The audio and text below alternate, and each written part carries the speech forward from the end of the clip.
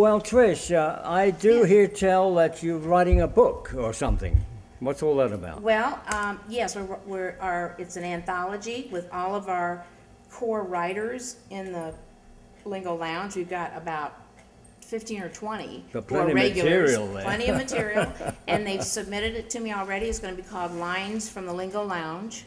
We've got poetry, short stories, excerpts from novels, and so on. It's going to come out in November or December, and we're having a big book launch, a big blast off, we're calling it. It's going to happen during the Literary Festival, which is coming up in November. And after that, we're right now forming a foundation, and it's going to be called Lingo Lounge for Literacy and Lingo Lounge for Young Writers. So we've got two foundations that we're forming from this original Lingo Lounge, Inc., which we incorporated I'd say about a month ago. Good. And we're going to reach out to the community and help with literacy and young writers.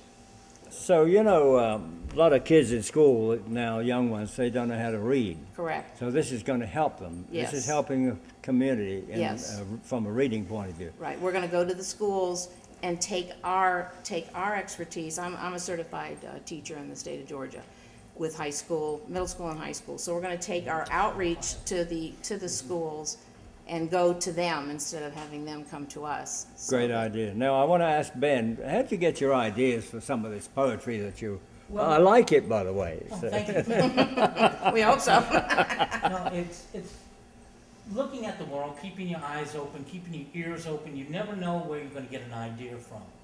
And bringing it back, I like to take it and put a twist on it, put a little bit of humor in it, because a lot of times, a lot of people have their ideas focused and they don't want to break that mold. They don't want to think outside of that. Sometimes you have to get a change of an idea or something through. I find humor works really well.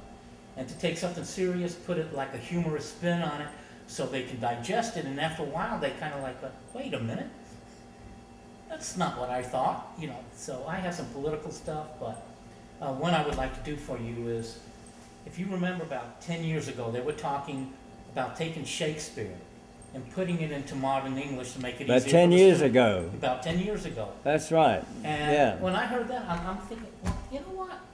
Then it's not Shakespeare. You did a backflip. I'm sure Shakespeare did. So well, I'm then, thinking, you know.